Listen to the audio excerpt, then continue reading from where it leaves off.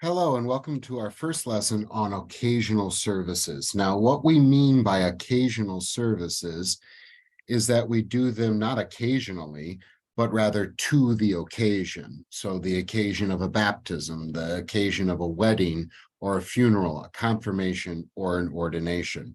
So, our last two lessons in this semester, we'll talk about these variety of worship services that have to do not with the classic Sunday service, but rather an occasional service for a specific event. Let's start with confirmation. So some of you may not be familiar with confirmation. If you're Roman Catholic, this is one of the seven sacraments. If you are Lutheran, this is the culmination of catechesis, that is, that you studied the doctrine of the Bible through the summary of the Bible given to us by Luther's small catechism. And then you are confirmed in the faith. Now, in America, we kind of mess this up a little bit. And the reason for that is because we combine confirmation with First Communion in the Lutheran Church. Roman Catholics do this better by separating First Communion with confirmation, and many Lutherans do as well. The reason why I think that is a mistake is twofold. One, you should be able to have access to the means of grace when you're ready. There's this sort of idea of kind of graduation. You do your studies and then you finally become a member of the church, and then you finally get to have the good gifts of God's meal. Well, this seems like a law thing, doesn't it? And I think if a child is ready and understands what Holy Communion is, then we shouldn't withhold grace from them. And in fact, if we really do believe what we say, and that is that Holy Communion strengthens people's faith until life everlasting, then we should give it as soon as possible, as soon as they understand what's going on. And this artificial time of like seventh grade or eighth grade or ninth grade or 10th grade that a variety of churches put for confirmation doesn't seem to be good ministry to the individual child who develops in different ways. In fact, many of you probably were confirmed in eighth grade, and that's an archaic way of thinking about things. You were done with school in Europe in eighth grade, unless you were to go to university. And after that, you had to go work on the farm. And so the idea of school ending in eighth grade, that's not how we think about it anymore, right? We're not living in medieval Europe or Reformation Europe anymore. And so if I had my druthers, I would have Holy Communion offered when a child was ready. And then confirmation would actually be a little bit later, that you would stay connected through the pastor with catechesis, maybe until 10th grade. And there are many Lutheran churches that do that. The second reason why I think it's a mistake to tie First Communion together with confirmation is that it devalues the vow. Confirmation really is about the vow, not graduating from some sort of catechesis, not now getting access to the means of grace and Holy Communion, not becoming a full member of a church, but the vow. We ask people to take a vow and say, I would rather die than go against this faith. That's a big, powerful thing. Remember, in the ancient world, they were very concerned about vows. Even though the ancient Near East could be a very violent and debaucherous place, there were some things ethically that they did better than us. And one of them was they took their words seriously, their vows seriously. We know that we're lied to by the politician and the advertisers. We lie to each other all the time. We usually lie to ourselves. But I think there are special times when you should take vows: your wedding, going into the military, serving on a jury. And I think this is one of these places too. And so the vow gets pushed to the side with this graduation idea when the vow is really important. I suppose it's not really that big of a deal when we live in a country that is, well, still at least culturally okay with Christianity, if not the major sort of worldview. But if you were taking a vow in the ancient church, that could put a target on your back. And so you had to go through these catechesis and say, are you serious about this? And the culmination of that was the confirmation vow.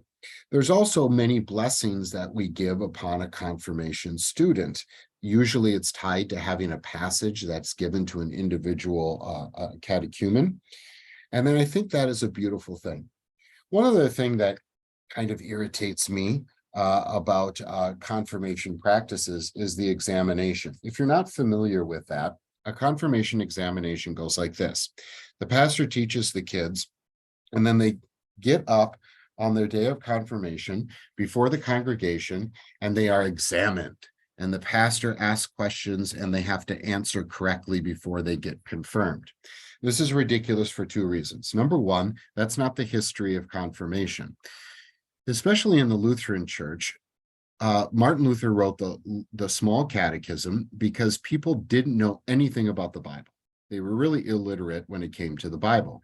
So he summarized the faith in a very simple way, and he gave this catechism to the parents to teach their children, because it's their responsibility to bring up their children in the fear of the Lord. And then the pastor would examine the children before they were confirmed, to see if the parents did their job. Now we have it backwards. The parents give their job to the preacher, and then the preacher somehow has to prove it to the parents that he did their job. And quite frankly, are you going to put a kid up in front of a group of 100, 200, 300, maybe 500 people as a seventh or an eighth grader and ask them questions in a public setting when they have never done something like that before? And what if they freak out and get the answers wrong? Are you not going to confirm them? What kind of pastor would put somebody up in front of a congregation to see if they would pass? If he knows that they're not ready, he's not going to put them through that. So this examination is one of those rites and rituals and traditions that really has been untied from the mooring of the individual purpose. And we just do it because we've always done it. It is one of those things where we do a ritual without thinking, and that is bad. So confirmation, think vows, and think about blessings, and think about maybe it should be separated from the idea of First Communion. All right, ordination is a service where a pastor is made a pastor. So after going through schooling, the pastor then is going to be ordained into the holy public ministry, and there will be a service called ordination. This ordination is important because the pastor is taking a vow, much like the confirmands took a vow, that he would only teach what the Bible says, and that he believes that his denomination, he's going to be faithful to that confession. So for a Lutheran, it would be, do you understand the Lutheran confessions as a summary of the Bible, and do you agree with that? It would be different, of course, for a Presbyterian, Roman Catholic, or a Baptist. So ordination is the public saying of the congregation, this is our guy that we have called to preach and teach. He stands in the stead of Christ, and he promises to the congregation to be faithful to the Bible. Let's talk weddings now. Weddings are another thing that maybe we're not doing so great in America. Let's be honest. People like their weddings, and they plan their weddings, and I don't want to be sexist here, but typically females have this idea of a wedding, and the last part of the planning of the wedding is the guy, right? And preachers wonder if they would put more effort, both of the people in the marriage would put more effort into preparing for the marriage, let alone instead of the wedding, that we would have stronger marriages. Now, at the same time, what a beautiful thing, and a picture of Christ, the groom, and his bride, the church, that the wedding, that the marriage of two people is a picture of the love of God that he has for people. What could be more beautiful, and what could be more fulfilling? The problem is that you kind of got to sneak Jesus into the secular idea of a wedding. So we will concern ourselves with the flowers and the date and the meal and who's going to stand up and all of these kinds of things. And we try to kind of push Jesus away a little bit. And so I think a good wedding there is going to say, if we're going to do this in a church, and you don't have to, but if you're going to do it in a church and you're going to ask God's blessing, that you would say, okay, what does God say about marriage rather than what the secular society or what I think about marriage is. And so a good wedding service is going to have readings from the Bible, and these are hard readings. Ephesians chapter 5 talks about that the groom is to be Christ to his bride, and the bride is to act like the church and submit to her husband. And that seems really crazy and backwards in our society. But if you understand it correctly, it's actually pretty beautiful. Marriage is not about power, who's in charge. If you start asking about who's in power, well, you've already lost. This is about submission. And so when we hear St. Paul talk about a bride submitting to her husband, the verse before that is submit to one another. The groom is supposed to be Jesus Christ to his bride. That is to adore her, put her on a pedestal, every day work for her happiness and encourage her and be all about her. And in return, the bride cannot, like the church, cannot help but love unconditionally back. And so it's about unconditional love and power, which is so countercultural in our society today. And so when we do a wedding, we typically insist not on made up vows. Those are cute and fine, but we actually want to lift you up higher to that and use the vows of the Bible and insist that the groom get up and say, I will be Christ to my bride, and have the bride say, I will be the church to my groom, to my husband. And so we're talking about this heavenly estate of marriage that is replicated down here on earth, not the other way around, that we just do this marriage thing and we ask God to bless it, but rather we're entering into a holy estate. And so the vows are important. The rings are something that you don't find in the Bible, but are a beautiful thing, the symbolism of the unbreakable love that Christ has for his church, tying together then in this icon of a groom and a bride here on earth. And it's permanent. And so that's why we say what God has joined together, let no man put asunder, because the love of Christ for his bride is unconditional and is never broken. So think about those things as maybe one day you're planning a wedding. Think about it as a church service that happens to have a wedding in it, rather than a wedding that we're going to just happen to do in church. Since I'm on my soapbox, funerals are something that we kind of mess up in America as well. Funerals in America tend to be stoic at best and celebrations of life at worst. Now, what's wrong with celebrating life? Well, let's think about it. Think about the difference between a funeral and a memorial service. A memorial service is just that. It's a memory.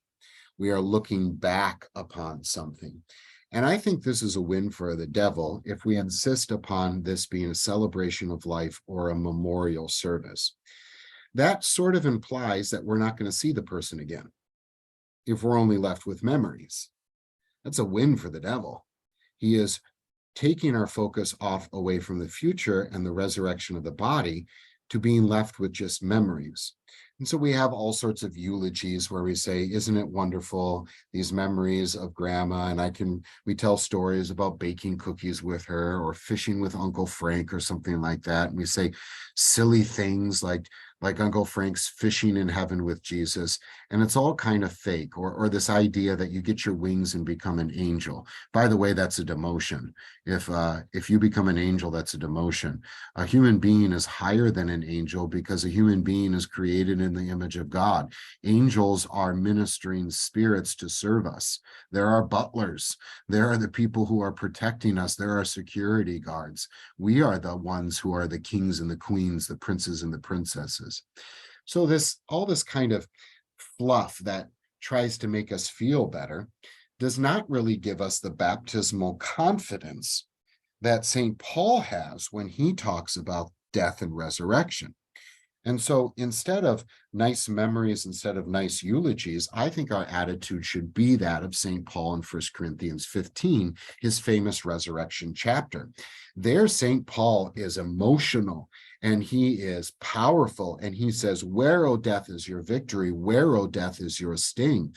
I think too often preachers get up in the pulpit and they'd say something sweet about the person instead of saying, this is not good enough. We will not accept death. You will see this person again. Death, you cannot have this person, and you cannot have me, because I have the resurrection. And because I'm baptized into the death and resurrection of Christ, I've already died.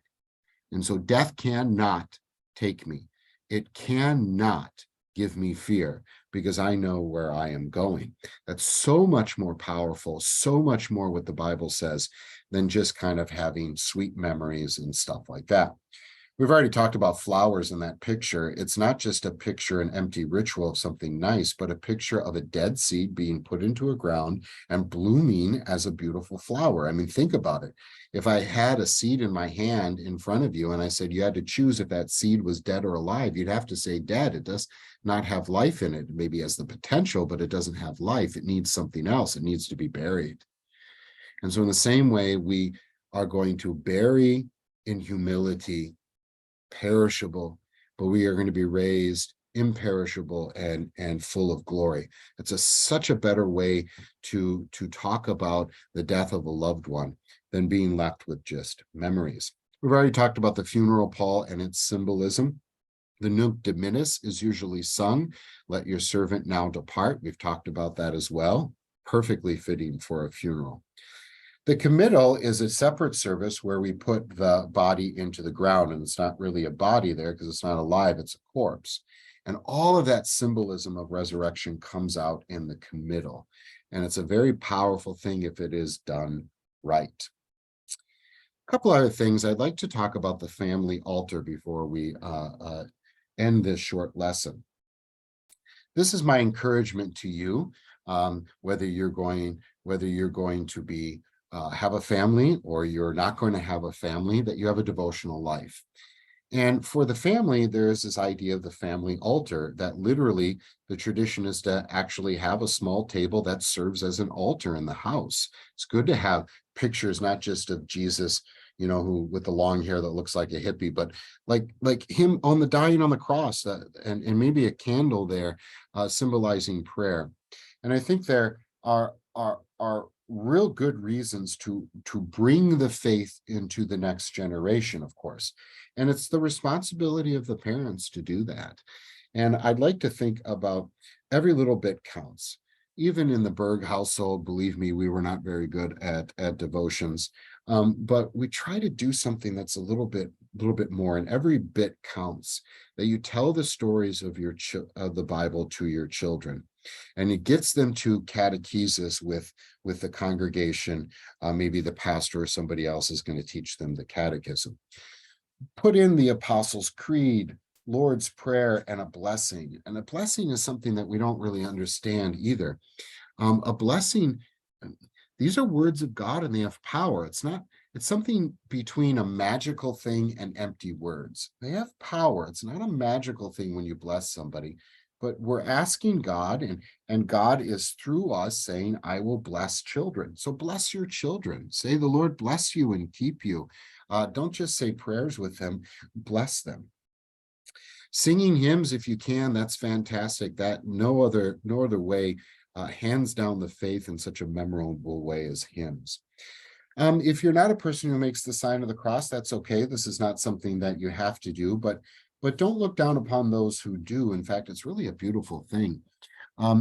It's misunderstood that that's only a Roman Catholic thing. In fact, speaking from a Lutheran point of view, in Luther's small catechism, he said, make the sign of the cross. He said, do it twice a day, in the morning and the evening. The sign of the cross reminds you of baptism, that you are marked as one redeemed by Christ crucified. Nothing can take that away from you. You are protected. It reminds you of Christ. And so the sign of the cross in your devotional life is a good thing. And then I want you to think about 3 books for the family: the Bible, of course, the hymnal, and then the catechism that you read through and even pray the catechism with your children. Every little bit counts in all of this. And maybe one last thing, a house blessing. If you've ever been to a house blessing, it's kind of a cool thing. Again, it's not a magical thing, and yet at the same time, it's not empty words. We're asking God to bless a house. And so a house blessing is when maybe a pastor comes over and they chalk the door, and they write the year when this house was going to begin being a home for a family, and go to each room and say, the kitchen, may the kitchen be a blessing through the daily food that is going to be given through the vocation of mother and father. The living room and the dining room, all of these things have a special prayer towards it. It's kind of a beautiful thing to begin a new home, a new house being a home, and not just a home, but a Christian home. Okay, we have one more lesson left, and we will go through the occasional service of baptism.